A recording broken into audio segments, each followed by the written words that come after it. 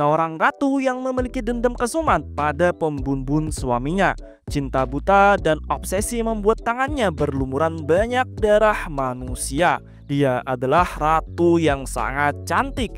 Namun dalam kecantikannya terdapat obsesi balas dendam, kelicikan, dan kebrutalan tanpa ampun. Dia adalah Grimhild. Bersama Aruru Onigiri di sini, begini cerita Grimhild Fate Grand Order. Sebelum lanjut, aku ucapin terima kasih banyak pada Ahrin Tohsaka atas donasinya. Oke, mari kita lanjut. Ayo Dewi. Grimhild adalah adik perempuan dari Gander, Raja Burgundi, dan istri dari pahlawan yang sangat terkenal, yaitu Siegfried. Dia dikenal sebagai wanita yang sangat cantik dari kerajaan Burgundi. Siegfried yang saat itu telah mengalahkan Fafnir, bukan Fafnir yang ini ya, tapi Fafnir yang lain, menuju ke kerajaan Burgundi karena mendengar kabar akan kecantikan adik Raja Gander, Grimhild. Siegfried ingin menemui Grimhild untuk melamarnya, menjadikannya sebagai istri. Grimhild sendiri sebenarnya sudah memiliki rasa cinta pada Siegfried. Bahkan sebelum bertemu dengannya, dia jatuh cinta pada Siegfried karena mendengar cerita-cerita kepahlawanannya. Walaupun Grimhild mencintai dan setuju untuk menikah dengan Siegfried, kakaknya yaitu Raja Gander mengajukan sebuah syarat pada Siegfried kalau mau menikahi adiknya. Syaratnya adalah membantu Raja Gander agar bisa menikah dengan Ratu Iceland, Brunhild. Siegfried menyanggupi syarat dari Raja Gander. Siegfried mengatur rencana tipu muslihat agar bisa menyatukan Raja Gander dan Ratu Brunhild. Brunhild sebagai ratu dari Iceland memberikan syarat untuk siapa saja yang ingin menjadi suaminya, dia harus lebih kuat darinya. Nah, Gander sendiri dilihat oleh Brunhild bukanlah orang yang kuat dan nggak mungkin bisa mengalahkan dirinya. Disinilah rencana licik Siegfried dimulai. Ketika berkompetisi dengan Brunhild, Siegfried menggunakan helm ajaib yang membuatnya tidak terlihat. Dengan cara ini Siegfried membantu Gander dalam kompetisi dan membuatnya menang melawan Brunhild. Setelah memenangkan kompetisi, Gander dan Brunhild akhirnya menikah. Siegfried juga yang telah memenuhi permintaan Gander akhirnya disetujui untuk menikahi adiknya. Inilah yang menjadi awal mula dari lahirnya obsesi balas dendam dari Grimhild. Ceritanya, Brunhild masih tidak bisa mempercayai bahwa dirinya bisa kalah melawan Gander. Pada malam pertama mereka, karena masih memiliki kecurigaan pada Gander, Brunhild menolak untuk menyerahkan keperawanannya. Gander yang merasa terhina memanggil Siegfried untuk meminta bantuannya. Siegfried menggunakan helm ajaibnya kembali, namun kali ini bukan menghilang, tapi berubah wujud menjadi Gander. Dengan menyamar menjadi Gander, Siegfried pergi untuk mengalahkan Brunhild. Setelah pertarungan sengit, Siegfried berhasil mengalahkan Brunhild dan mengambil keperawanannya. Kasihan Gander, karena yang mengambil keperawanannya bukan dia, malahan Siegfried. Setelah selesai bersenggama, Siegfried mengambil sabuk dan cincin Brunhild sebagai hadiah kemenangan, yang dimana nantinya sabuk dan cincin ini ditemukan oleh Grimhild. Setelah ditemukan Grimhild, Brunhild kemudian menyadari bahwa selama ini dia ditipu. Merasa malu akan penipuan yang dilakukan oleh Siegfried, Brunhild bersikeras kalau Siegfried harus dihukum.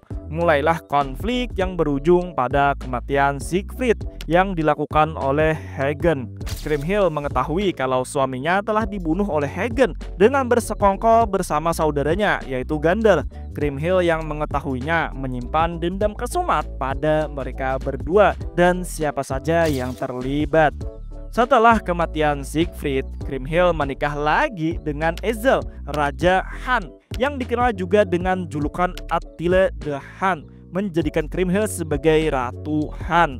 Ezel sendiri adalah raja yang suka bertempur. Dia tidak mempedulikan dengan siapa dia menikah. Pernikahannya dengan Grimhild pun berasal dari usulan bawahannya. Grimhild pun juga menikah dengan Ezel cuma untuk memanfaatkan Ezel dan Han untuk balas dendam. Di satu waktu ada upaya pembunuhan Gander dan Hagen dengan cara membakar bersama tentara mereka yang direncanakan oleh Grimhild. Tapi rencana ini gagal dan pihak Gander cuma menderita korban kecil. Setelah 20 tahun lamanya dengan mengatur berbagai rencana dan persiapan, Grimhild akhirnya bisa membunuh saudaranya sendiri dan teman dekat mantan suaminya, Hagen, menggunakan Balmung. Tapi sebelum napas terakhir Hagen keluar, Hagen mengatakan sesuatu pada Kriemhild, sebuah rahasia besar yang akhirnya membuat Kriemhild tidak cuma cinta namun juga benci sekaligus pada Siegfried. Hagen mengatakan kalau kematian Siegfried sudah direncanakan dan diatur sendiri oleh Siegfried.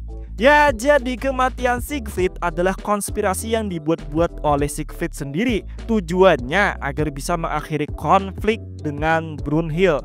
Namun Siegfried gagal memahami perasaan istrinya sendiri. Bukannya mengakhiri konflik, malah menimbulkan konflik lebih besar lagi dan membuat istrinya menjadi seorang pembunuh keji.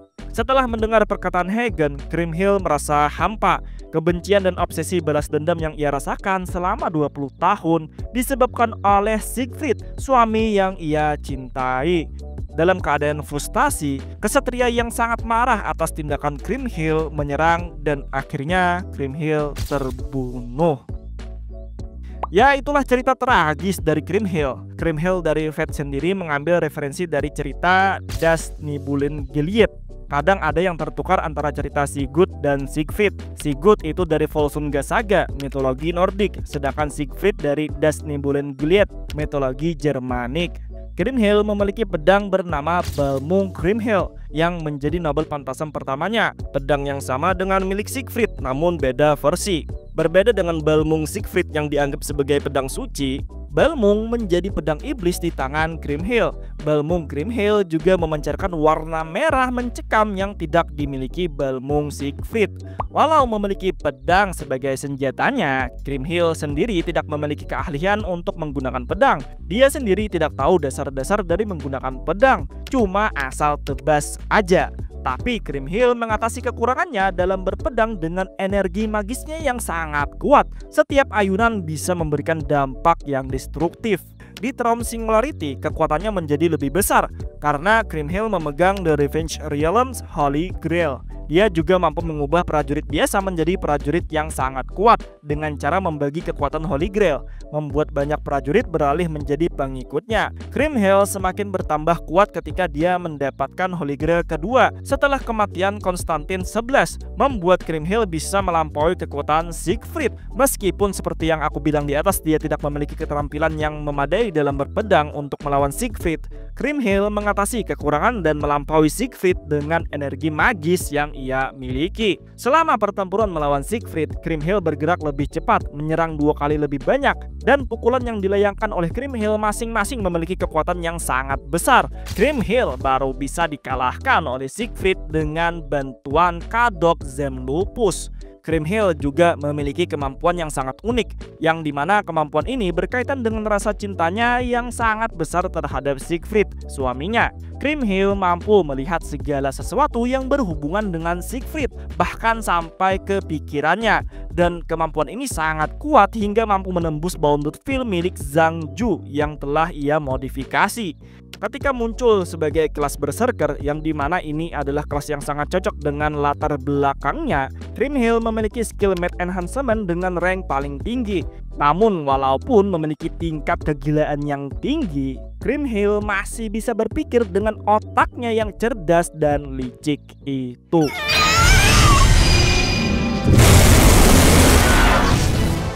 Oke, itu aja cerita dari seorang wanita sekaligus ratu yang sangat pendendam.